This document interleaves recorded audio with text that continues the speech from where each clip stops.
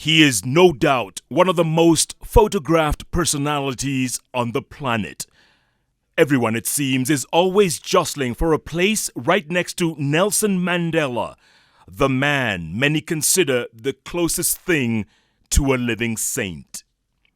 And yet, despite the fact that we're always seeing him being photographed with everyone from world leaders to film stars to music legends, very few people can actually claim to have taken a photo with the man.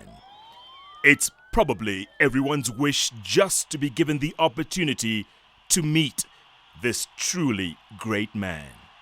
Useless and futile for us to continue talking peace and non-violence against a government whose reply is only savage attacks on an unarmed individual.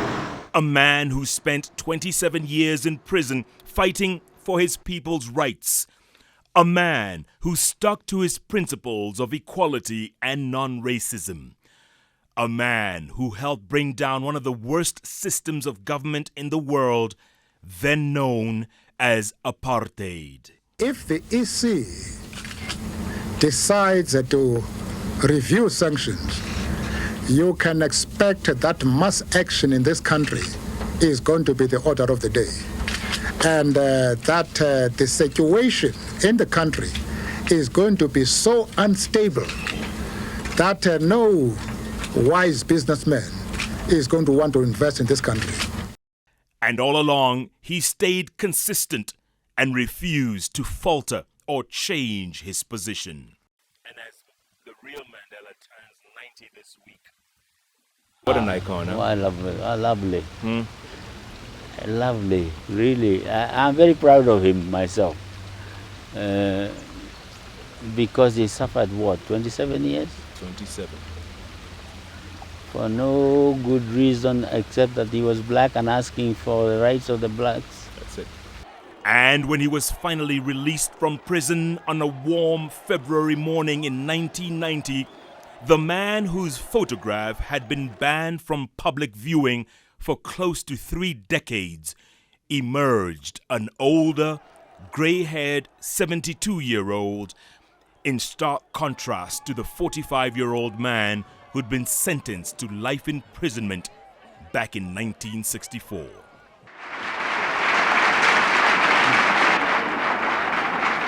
We should congratulate all South Africans for the reconciliatory spirit with which they have handled the transition and for their patience as the new government found its feet.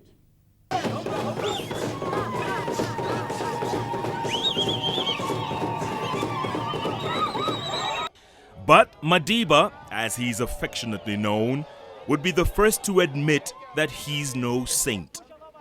A few years after his release, he divorced his longtime wife, Winnie, and in 1998 married former Mozambican First Lady, Graça Machel. Africa! Haibuye! Amandla! I first met Madiba in Ouagadougou, the capital of Burkina Faso, in 1997. He was by then South Africa's first black president and was also the chairman of the then Organization of African Unity, or OAU. Needless to say, it was like meeting an icon, a legend, a living saint, a man who seemed at ease with head of states as he did with excited journalists like us. Understandably, we were beside ourselves, giggling nervously and pretending to be formal, but not doing a very good job at it. Our friends, when we're all alone, we remain even more indebted to them now. And we will place whatever advantages we have as a country that is comparatively a little more developed than the rest of the region. We will share whatever benefits we possess. Madiba and I would establish a friendly relationship and we would meet several times after that, like here at his house in Johannesburg in 2001, right before my wife and I left South Africa on assignment in Nigeria. It is your wish, every one of you, that when your last days on earth come, we should be able to say, here lies a man or woman who has done his or her duty on earth. And if you strive to do what no other person has done, we will be able to say, here lies a person who did his duty on earth. I thank you.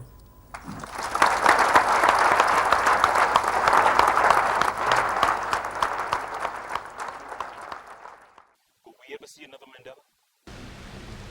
I doubt it. I think Mandela will. Those who are the woman who is going to produce Mandela herself has not been born yet. And 6 years later, when I returned to be based in South Africa, this time he was addressing a group of journalists, and as always, we grabbed the opportunity to take pictures with the man. The one thing that always struck me about this amazing man was his capacity to remember things.